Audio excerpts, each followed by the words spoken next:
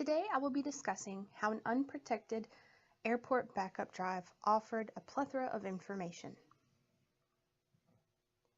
Technology plays an important role in the day-to-day lives of most people. With technology comes the necessity to ensure that data is secure. An important part of data security is making sure that sensitive information is not accessible to outside parties. This is becoming increasingly difficult due to the fact that the majority of devices are connected to the internet. Being connected to the internet increases the chances of a malicious individual gaining access to private information if the information is not well protected. There are data security experts who attempt to find weak spots in an agency's computer system in order to make sure the information is as protected as possible. Being aware of areas where information has potential to leak out is important in maintaining a secure network. One such data security expert is Chris Vickery. Vickery began his work in the IT field as an IT technician at a law firm in Austin, Texas. He now lives in Santa Rosa, California, and spends much of his time searching the internet for information that should not be accessible to individuals outside of companies. He is so good at his job that he is able to easily list hundreds of internet addresses and the ports that are associated with these addresses that hold unsecured data. He is referred to as the master of the internet's lost and found department.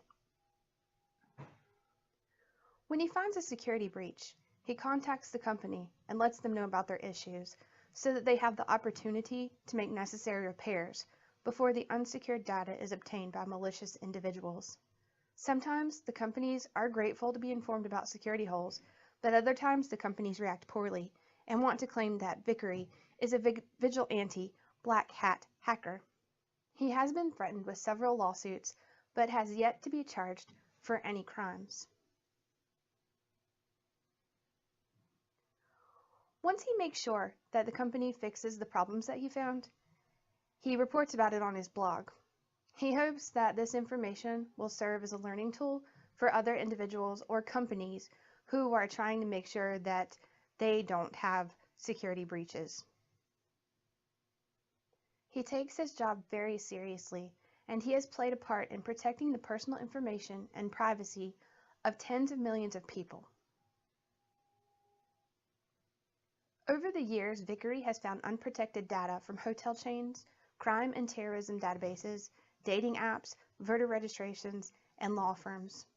In 2015, Vickery discovered an unsecured database from Sistema Software, a medical insurance claim company that left 1.5 million Americans' data available online. He found a security breach on a Hello Kitty fan page, which exposed information on nearly 200,000 minors. He was also responsible for finding two separate security breaches dealing with voter records.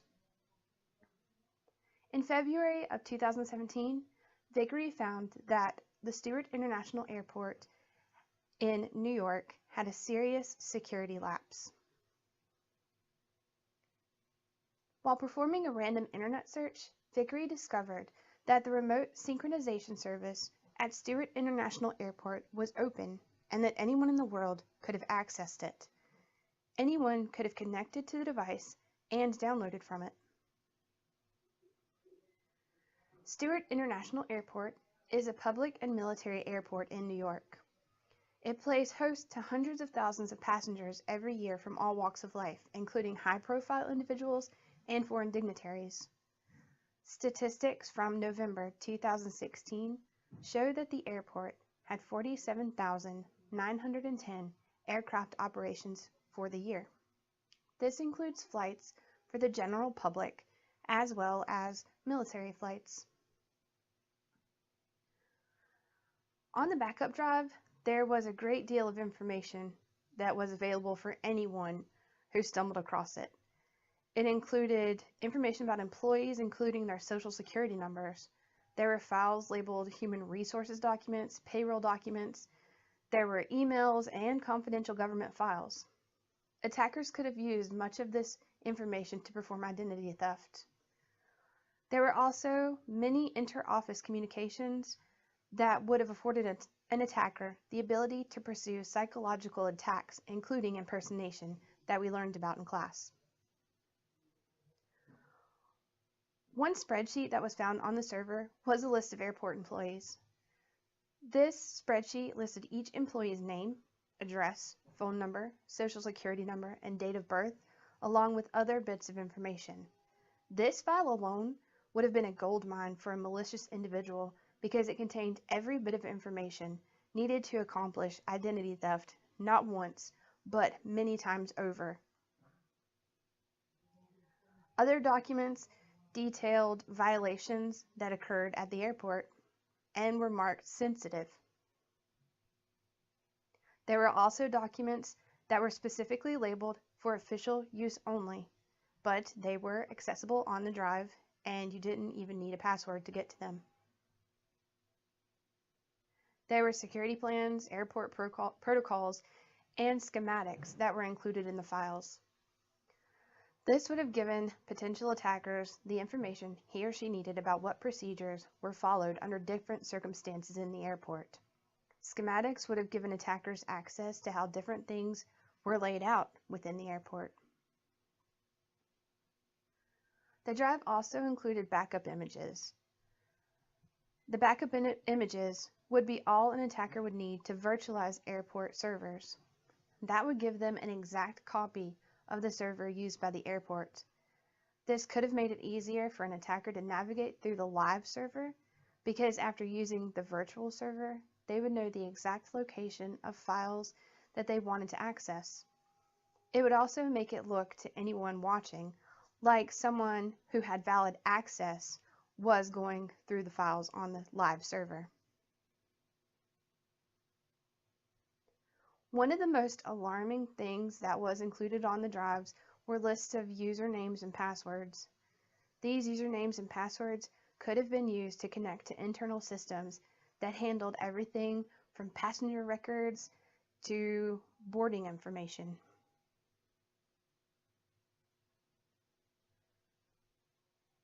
The government maintains a list of individuals who are not permitted to board flights. The usernames and passwords that were on the drive would have given attackers the ability to manipulate passenger information in order to allow people on the no-fly list to board flights. It would have also given potential attackers the ability to shut down flights altogether, essentially shutting down the airport.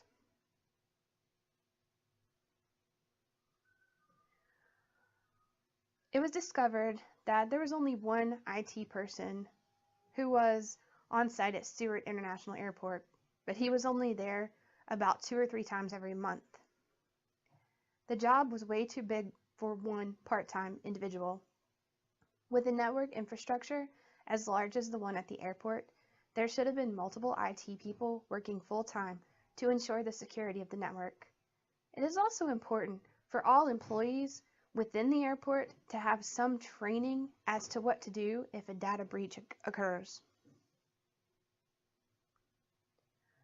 Stewart International Airport, along with 16 others around the country, are all managed by a company called AV Ports. On their website, they claim to offer clients enhanced security. This enhanced security was not evident when Vickery contacted AV Ports about the security breach. A representative asked him if it was something that could wait until tomorrow.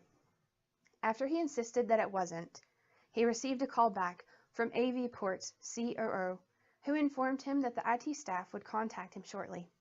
He waited 3.5 hours to hear from them before he contacted the Port Authority. The Port Authority then gave him a phone number that allowed him to speak to terminal operators at the airport, but they claimed they were not able to make changes that would be necessary to correct the problem. While Vickery was speaking to the terminal operators, someone somewhere was able to close the open port, which repaired the security breach. The IT person who worked at the airport told Vickery that the breach had only just occurred in the last few months and blamed it on the fact they had been experimenting with new backup software. However, Vickery found emails that led him to believe that the breach had been in place for approximately a year.